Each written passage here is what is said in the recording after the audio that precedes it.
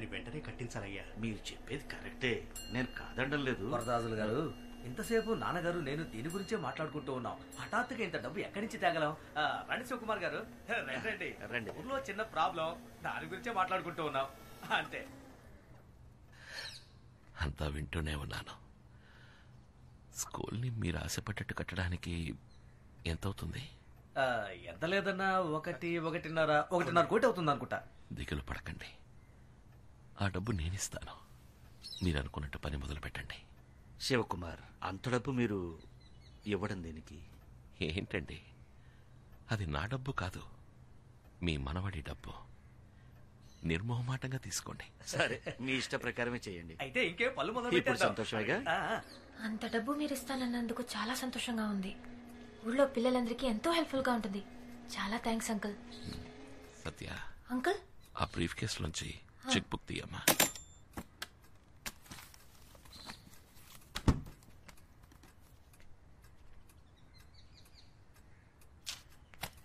తాతయ్యకి చూస్తాను.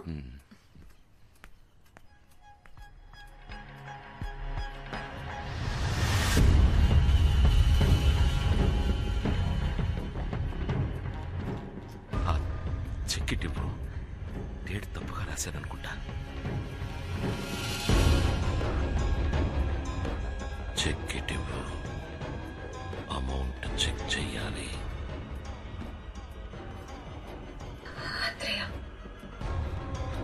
చెక్ ఇవ్వు. నువ్వేనా ఆత్రేయ? చెక్ ఇవ్వమన్నానా? కుటుంబాన్ని నాశనం చేసింది నువ్వే కదా? చెక్ తీసుకొచ్చి ఇవ్వు.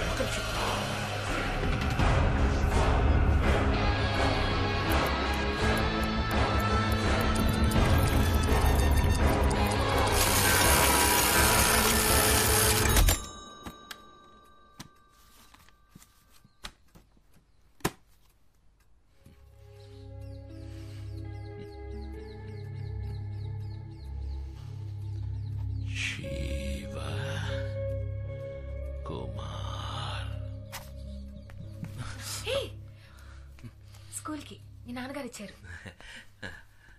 ఏంటి బాబు? ఏం లేదు, మీరు కిందకెళ్ళాలనుకుంటే చెప్పండి, తీసుకెళ్తాను.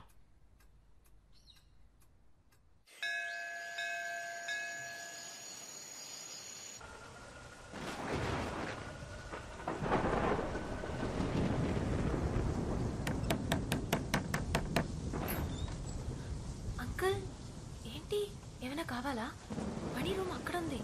నేను నిన్ను చూడ్డానికే వచ్చానమ్మా. చెప్పండి.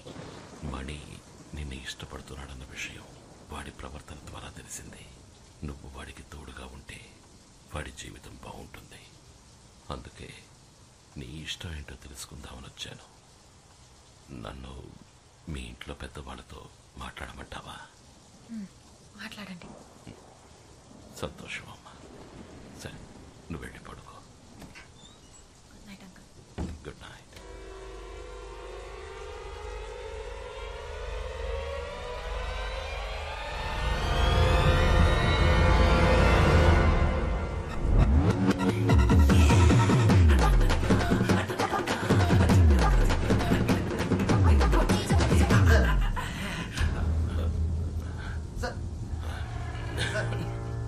ఏంటి సార్ ఈ టైంలో మీరు ఒంటరిగా వచ్చారు? నన్ను పిలవచ్చు కదా. రండి సార్, రూమ్కి వెళ్దాం. అద్భుతంగా నటిస్తున్నారు కదా సార్. ఈ ఇంట్లో ఎవ్వరికీ అనుమానం వచ్చే ఛాన్సే లేదు. అందరినీ నమ్మించారు. అంతెందుకు, మిగతా వాళ్ళ నేను నమ్మేశాను. బాధపడుతున్నట్టు నటించవచ్చు, కానీ మనసులో అంత బాధ పెట్టుకొని సంతోషంగా ఉంటున్నట్టు ఎలా నటించగలుగుతున్నారు సార్? ఇంకా కొద్ది రోజులు మాత్రమే మీరు ప్రాణాలతో ఉంటారన్న సంగతి అంత తేలిగ్గా ఎలా తీసుకోగలుగుతున్నారు సార్? ఇది మీ కొడుక్కి తెలియాలి సార్. తను మీ బిడ్డ, పైగా బాగా తెలివైన వాచ్ మెకానిక్. మీరు ఒక్క మాట చెప్తే చాలు, మీకోసం చేస్తాడు. చూడలేకపోయినా అమ్మని చూడాలని తపనతో చేస్తాడు. ఎలాగైనా సరే ఆ వాచ్ 26 సంవత్సరాలు వెనక్కి వెళ్ళేలా చేస్తాడు. మీ పరిస్థితిని మీరు చెప్పనంటున్నారు, నన్ను చెప్పనివ్వట్లేదు. పైగా రేపే ఇక్కడి నుంచి వెళ్ళిపోవాలని చెప్తున్నారు. సారీ సార్, ఇన్నేళ్ళుగా మీతో ఉండి మీకు ఏ సాయం చేయలేకపోతున్నా అన్న ఆవేదనతో ఇలా మాట్లాడుతున్నాను. తప్పైతే క్షమించండి. గుడ్ నైట్ మిత్ర. సరే సార్, గుడ్ నైట్.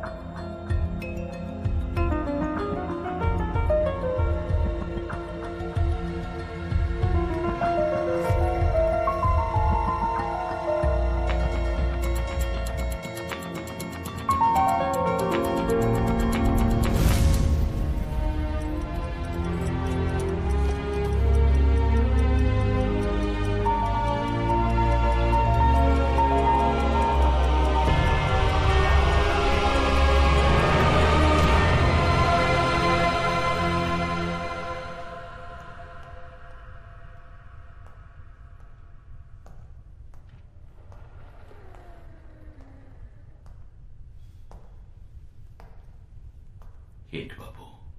నాన్న, నేను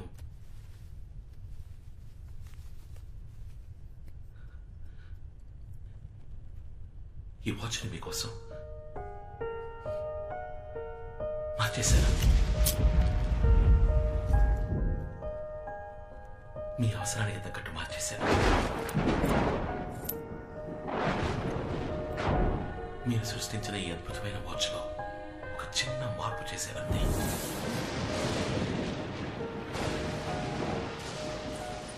మీ వాచ్లో ఒక రోజులోపు ముందుకి వెనక్కి వెళ్లే ముళ్ళే ఉన్నాయి.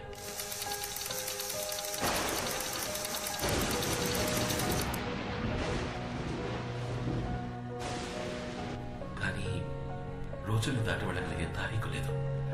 నేను అది మాత్రం యాడ్ చేశాను. దీని సహాయంతో మీరు రోజుల తరబడి వెనక్కి వెళ్ళొచ్చు, నెలల తరబడి వెనక్కి వెళ్ళొచ్చు, ఏళ్ల తరబడి వెనక్కి వెళ్ళొచ్చు. నా కోసమా? ఎందుకు బాబు? నా కూతురే ఆ వాచ్ని చూసినప్పుడల్లా నా జీవితంలో నేను కోల్పోయి గుర్తొస్తున్నా. కానీ నువ్వు నా కోసం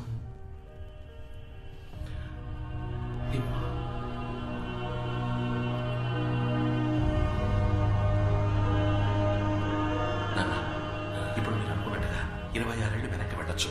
నాన్న, మీకు ఆ తారీఖు టైము జ్ఞాపకం ఉందా?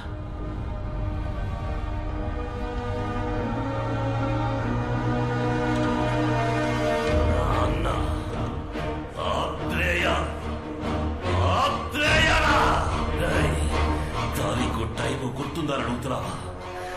ఎలా మర్చిపోగలన్నా? 13/1/1990 సాయంత్రం 5 గంటలు ఈ వాచ్ సాయంతో చావునే జయిద్దామనుకున్న నేను జీవత్యమం అయిపోయిన రోజు, శివకుమార్ మీ అమ్మతో కలిసి చచ్చిన రోజు, వాళ్ళిద్దరిని చంపింది నేనేరా. వెళతా, మళ్ళీ నేను అదే తారీఖు అదే టైంకి వెళతా. నాకు ఈ గతి పట్టించిన మీ అబ్బా మీ అమ్మ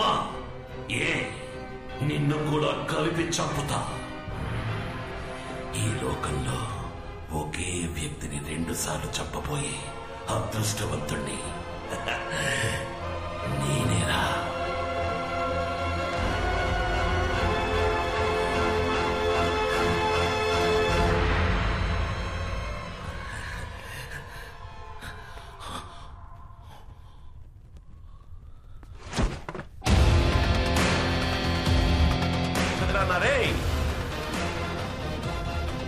వాచ్ మెకానిక్.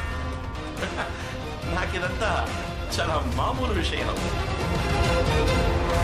నువ్వు శివకుమార్ అన్నవైతే నేను శివకుమార్ కొడుకునిరా. నువ్వు ఎంత చక్కగా అబద్ధం చెప్పినా మా నాన్న 6వ వేలు చూసినప్పుడు నాకు అనుమానం వచ్చింది. ఎరా, వాచ్ని రిపేర్ చేసేవాడు అది కరెక్ట్ గా వర్క్ చేస్తామని చెక్ చేయడా? అందుకే నేను నిన్ననే ఈరోజు జరగబోయే చూశాను.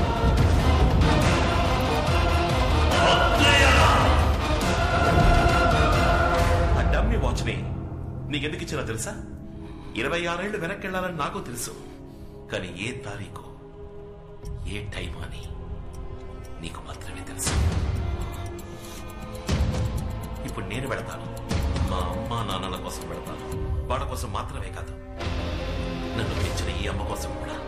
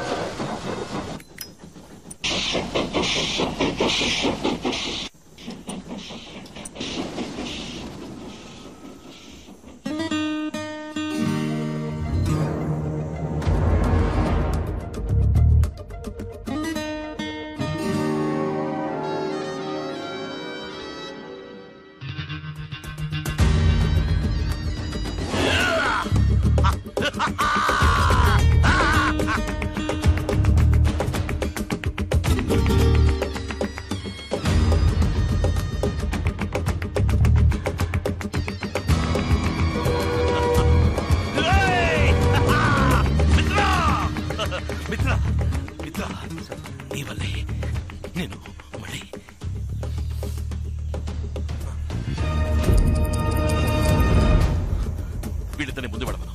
3వ మలుపు దగ్గర టనల్ వస్తుంది, దాని కూడా ఇంట్లోకి రా. వీళ్ళిద్దరిని ఇంటికి వెళ్ళే పవర్ సప్లై కట్ చేయవచ్చు.